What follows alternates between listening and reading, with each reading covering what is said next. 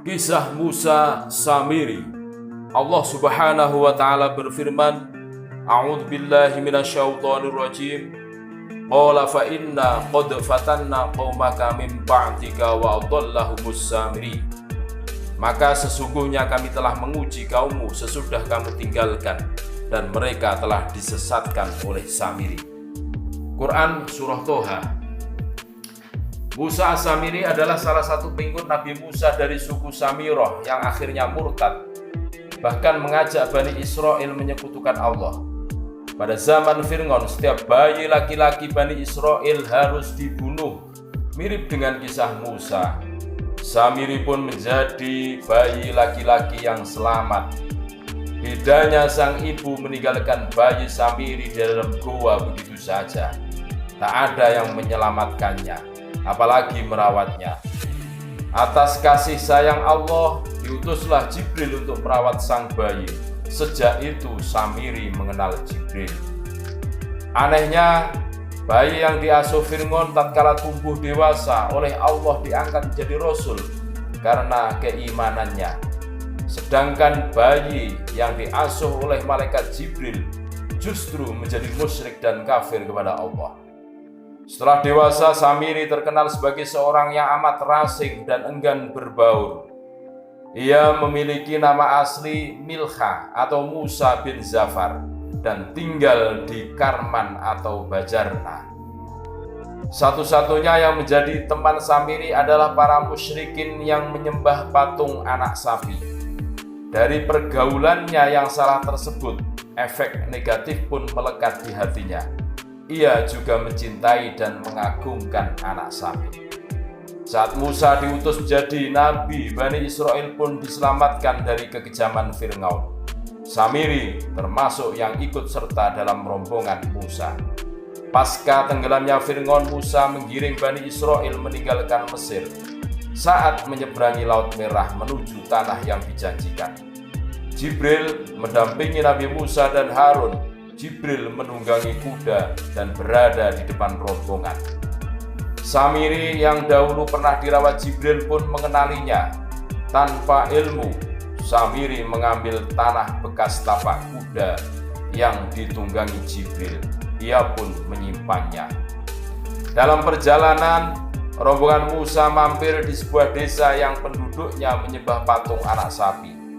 Bukan menaati Musa untuk menauhidkan Allah, Bani Israel justru meminta Musa untuk membuat satu patung untuk mereka sembah.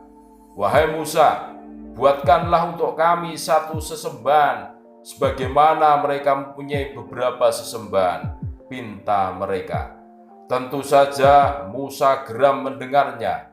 Ia pun kembali mengingatkan kaumnya agar hanya menyembah Allah Ta'ala semata. Sejak singgah di desa itu, kegaguman Samiri pada anak sapi kembali membutakan hatinya. Ia pun bertekad suatu hari akan mengajak Bani Israel untuk menyembah anak sapi. Ia pun teringat pada tanah jejak kuda Jibril yang ia simpan dalam kantong. Dengan bisikan setan, Samiri bertekad menjadikan tanah tersebut bahan pembuatan patung. Keinginan Samiri untuk menjalankan misinya mendapat kesempatan. Di tengah perjalanan, Musa meninggalkan Bani Israel untuk sementara waktu dengan tujuan mendapatkan wahyu Taurat dari Allah. Atas perintah Allah, Musa menuju Bukit Tur Sina untuk menerima mukjizat Taurat. Musa berencana pergi selama 10 malam, tapi kemudian digenapkan selama 40 malam. Sebelum berangkat, Nabi Musa pun menitipkan Bani Israel pada adiknya, Nabi Harun. Gantikanlah aku dalam memimpin kaumku, perbaikilah dan janganlah kamu mengikuti jalan orang-orang yang membuat kerusakan, ujar Musa. Harun pun kemudian memimpin Bani Israel. Namun rupanya Samiri tak peduli dengan nasihat Harun. Ia pun mengajak Bani Israel untuk mengumpulkan segala perhiasan emas yang selama ini dibawa. Emas tersebut dikumpulkan untuk kemudian dilebur di atas api. Setelah emas meleleh, Samiri melemparkan tanah jejak kuda Jibril yang ia simpan selama perjalanan dari Mesir. Jadilah anak sapi, teriak Samiri. Girang tanpa merasa berdosa, lupa sudah Samiri akan peringatan Nabi Musa agar tak menyembah berhala, tapi selalu mengisahkan Allah. Dengan kebodohan Bani Israel, mereka pun percaya dan mengikuti ajakan buruk Samiri. Alhasil, mereka pun menyembah patung anak sapi tersebut selama Nabi Musa pergi. Sementara Nabi Harun tak sanggup melawan Bani Israel sendirian.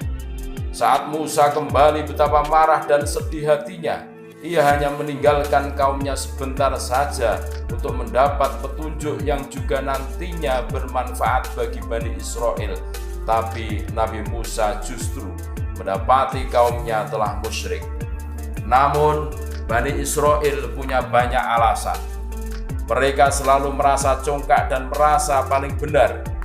Kami sekali-kali tidak melanggar perjanjianmu dengan kemauan kami sendiri, tetapi kami disuruh membawa beban-beban dari perhiasan kaum itu atau Mesir. Maka kami telah melemparkannya, dan demikian pula Samiri melemparkannya, ujar mereka. Mendengar hal itu, Musa pun bersegera menemui Samiri. Ia sangat marah kepada Samiri yang mengkhianati perintahnya dan justru menyesatkan kaumnya. Apa yang mendorongmu berbuat demikian, hai Samiri? Tanya Nabi Musa bernada tinggi. Dengan enteng Samiri hanya menjawab, aku mengetahui sesuatu yang mereka tidak mengetahuinya. Maka aku ambil segenggam dari jejak Rasul, lalu aku melemparkannya. Demikianlah nafsuku membujukku, katanya. Musa pun geram dan mengusir Samiri. Patung anak sapi tersebut pun segera diseret Musa menuju api yang menyala.